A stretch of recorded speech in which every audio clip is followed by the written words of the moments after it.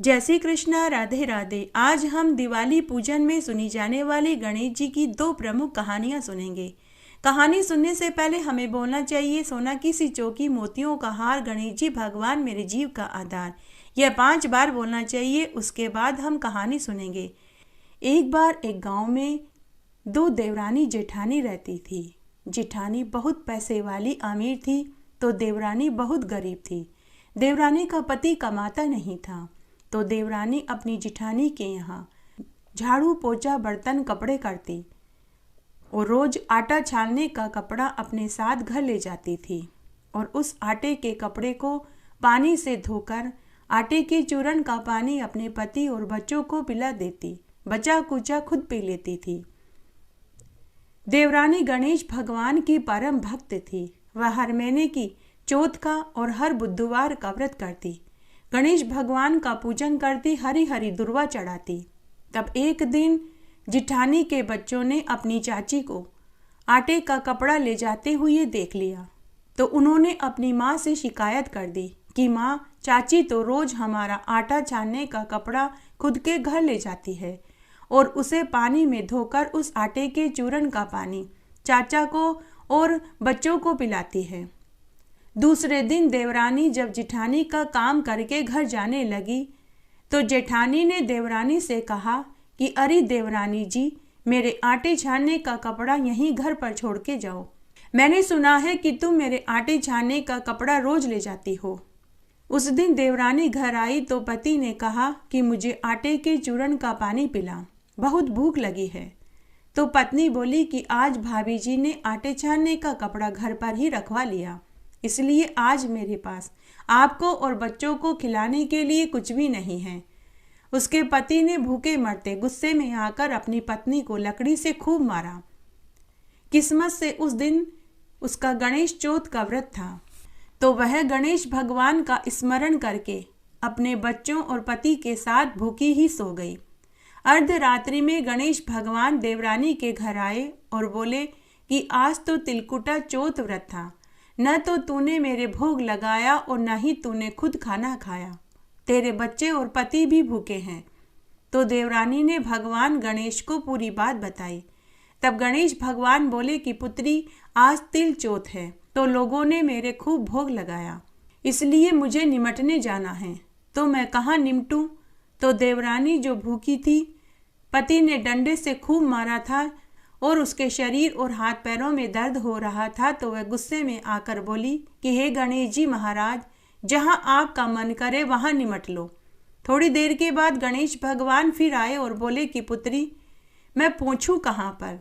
देवरानी फिर से गुस्से में बोली कि हे गजानन जी महाराज, मेरे ललाट से पहुंच लो। गणेश जी पहुंच कर के चले गए। जाते जाते उसके घर की दहली पर ठोकर मारी तो उसका घर महल मालिये में बदल गया। उसके घर में हीरे मोती सोने चांदी रुपयों का ढेर हो गया। अन्न धन के भंडार भर गए। सुबह जब वह सोकर उठी तो उसने खुद को सोने चांदी के गहनों में लदे हुए देखा। उसका घर महल मालिये में बदल चुका था। घर में सोने चांदी हीरे मोती रुपयों का ढेर था। अन्न धन के भंडार भरे पड़े थे। धन को बटोरते बटोरते उसे सुबह से दोपहर हो गई तो वह जेठानी के यहाँ झाड़ू पोछा बर्तन कपड़े करने नहीं गई। तो जेठानी ने अपने बच्चों से कहा कि बच्चों, जरा चाची को देख कर के आओ कि आज वह काम पर क्यों नहीं आई। बच्चे चाची के घर आए तो उन्होंने देखा कि उनका घर तो सुंदर महल में बदल चुका था। घर में अन्न धन के ढेर पड़े थे। चाची सोने से मंडी हुई थी और चाचा भी हंस हंस कर बातें कर रहे थे। बच्चे भी खिलौनों से खेल रहे थे और सुंदर सुंदर कपड़े पहन रखे थे। जेठानी के बच्चों ने चाची से पूछा कि चाची, आज आप हमारे यहाँ काम पर क्यों नहीं आए? माँ आपको काम के लिए बुला रही है। तो चाची ने कहा कि बच्चों, अब तो मेरे ही खूब धन दौलत हो गई, अब आज से मैं काम पर नहीं आऊंगी। बच्चों ने घर आकर अपनी माँ को पूरी बात बताई। जेठानी भागी भागी देवरानी के पास आई और पूछने लगी कि अरे छोटी, तेरे पास इतना धन कहाँ से आया? एक ही रात में तू इतनी अमीर कैसे हो गई? तो भोली भाली देवरानी ने अपनी जेठानी को पूरी सच्चाई बता दी। जेठानी उसी समय घर आई तो उसने निश्चय किया कि अगले साल माही चौथ आएगी तो मैं भी ऐसा ही करूंगी। साल भर बाद जब माही तिलकुटा चौथ आई तो जिठानी ने देवरानी की देखा देखी करी। उसने भी चौथ का व्रत रखा। उस दिन उसने भी शाम को भोजन नहीं बनाया। जब पति और बच्चों ने भोजन मांगा तो जिठानी ने कहा कि आज मैं भोजन नहीं बनाऊंगी, आज मेरा चौथ का व्रत है। पिछले साल देवरानी के साथ जो घटना घटित हुई वह घटना अपने पति को बताई और बोली कि आप भी मुझे डंडे से मारिए। पति ने कहा कि अरे तू बावली हुई है, तू क्यों फालतू में मार खाना चाहती है, तू तो धन की ध्याई हुई है, तू देखा देखी मत कर। वो बेचारी तो दुखी निर्धन थी, उसके ऊपर तो गणेश जी भगवान टूटे थे, इसलिए उसे भगवान ने धन दिया। तू धन की भूखी क्यों फालतू में मार खाना चाहती है। लेकिन जिठानी नहीं मानी। उसने अपने पति से कहा कि आप मुझे मारिए। तब पति ने कपड़े धोने के डंडे से 2 खींचकर अपनी पत्नी को मारा। जिठानी भी रोती रोती भूखी ही सो गई। अर्धरात्रि को गणेश जी भगवान जिठानी के स्वप्न में आए और बोले कि अरे ओ धन की भूखी, बता मैं कहाँ निमटने जाऊं। जिठानी बोली कि हे गणेश जी भगवान, मेरी देवरानी का तो बहुत छोटा सा मकान था, मेरा तो बहुत बड़ा मकान है, आप जहाँ चाहे निमटने जाएं। थोड़ी देर बाद गणेश भगवान वापस आए और बोले कि पोछूं कहाँ पर।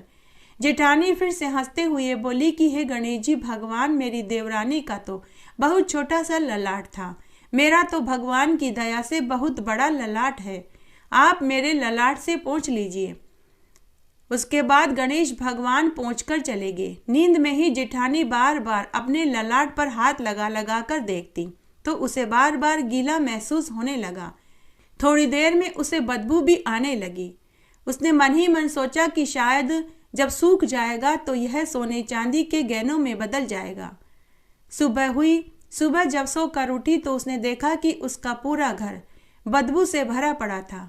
जगह जगह वहां गंदगी का ढेर हो रखा था। सोने चांदी हीरे मोती को छोड़ वहां तो मल मूत्र का ढेर पड़ा था। तभी वहां आकाशवाणी हुई। गणेश भगवान ने कहा कि अरे ओ दुष्ट पापन, तू धन की ध्याई, तेरे पास धन की कोई कमी नहीं थी, धन की भूखी तूने देखा देखी करी। तब जेठानी हाथ जोड़कर गणेश भगवान से बोली कि हे गणेश भगवान, मुझे धन दौलत नहीं चाहिए, आप अपनी ये सारी माया समेट लीजिए। तब गणेश भगवान जेठानी से बोले कि मैं एक शर्त पर ही ये सारी माया समेटूंगा, जब तू अपने धन में से आधा धन अपनी देवरानी को देगी तभी मैं ये सारी माया समेटूंगा। तब जेठानी ने हामी भर दी। जेठानी ने अपने धन में से आधा धन अपनी देवरानी को दे दिया। लेकिन जेठानी के पास 9 लड़का सोने का बहुत बेशकीमती हार था। उसके मन में लालच आ गया, वह उसमें से आधा हिस्सा नहीं देना चाहती थी, तो उसने उस हार को आटे की चक्की के नीचे छिपा दिया। जेठानी मन ही मन खुश हो रही थी कि उसने हार में से आधा हिस्सा देवरानी को नहीं दिया, उसने थोड़ा सा धन बचा लिया। तभी गणेश भगवान ने वहां से मलमूत्र और गंदगी का ढेर हटा दिया। थोड़ी देर के बाद जेठानी चक्की के नीचे से हार को निकालने गई तो उसे वहां एक जहरीला सर्प दिखाई दिया जो उसकी तरफ उफार भर रहा था। जहरीले सर्प को देखकर जेठानी डर गई। गणेश भगवान से प्रार्थना करने लगी कि हे गणेश जी भगवान, आपने मलमूत्र की सारी माया तो हटा ली, परंतु आपने यह जहरीला सर्प नहीं हटाया। तभी आकाशवाणी हुई और गणेश भगवान ने कहा कि अरे मूर्ख, तेरे मन में इस हार को बचाने के लिए लालच आया, तू इस हार में से आधा हिस्सा जब अपनी देवरानी को देगी तो यह सर्प भी गायब हो जाएगा। तब जेठानी ने गणेश भगवान से माफी मांगी और उस हार में से भी आधा हिस्सा देवरानी को दिया। हार में से आधा हिस्सा देवरानी को देते ही वह सर्प भी गायब हो गया। हे गणेश जी भगवान, हे रिद्धि सिद्धि के दाता, जैसे आपने जेठानी के साथ किया ऐसा किसी के साथ मत करना, जैसा देवरानी के साथ किया ऐसा सबके साथ करना। कहानी कहने वाले के साथ, सुनने वाले के साथ और हुक्कारा भरने वाले के साथ। एक गांव में एक अंधी बुढ़िया माई अपने बेटा बहू के साथ रहती थी। उसका बेटा दिहाड़ी मजदूरी करता था।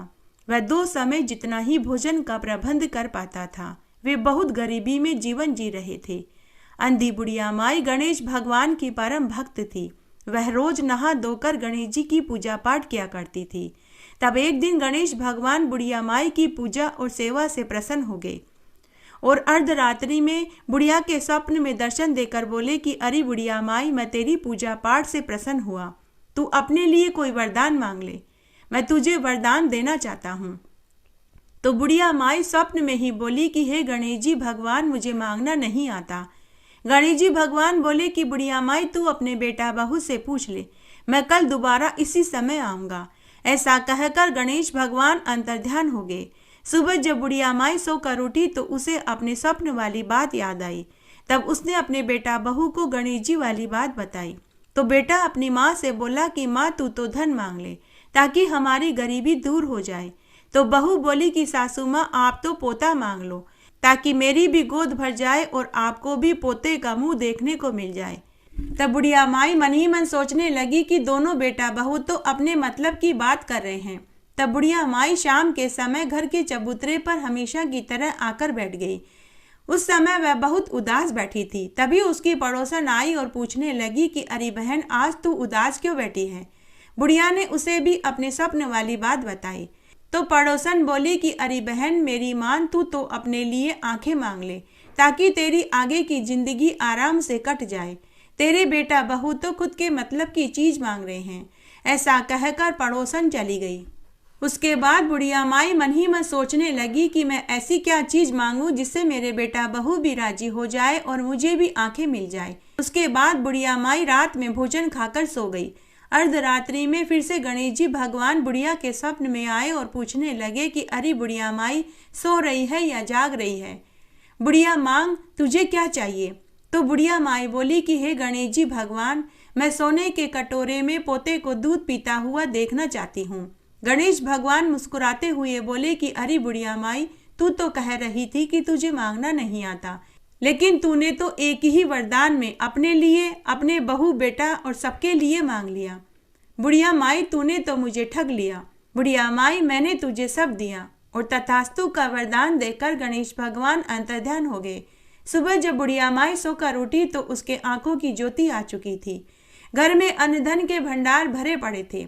उसके 2 कमरों का टूटा फूटा मकान की जगह सुंदर नौखंडी मकान खड़ा था। 3 महीने के बाद बहू को गर्भ ठहर गया। 9वें महीने में उसे सुंदर पुत्र पैदा हुआ। तब बुढ़िया माई ने अपने पोते को सोने के झूले में झूलते हुए देखा, सोने के कटोरे में दूध पीते हुए देखा। हे गणेश जी भगवान, जैसा सुख आपने बुढ़िया माई को दिया वैसा सबको देना। कहानी कहने वाले को, सुनने वाले को और हुकारा भरने वाले को। घटती हो तो पूरी हो तो परवान चढ़े, भूले बिसरे नाम तेरे भंडार में भरे।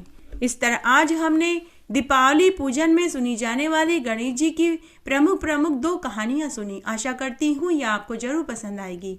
मेरे साथ बने रहने के लिए आपका धन्यवाद। आगे आने वाली कथा कहानी के लिए भी आप इसी तरह मेरे साथ बने रहें। धन्यवाद।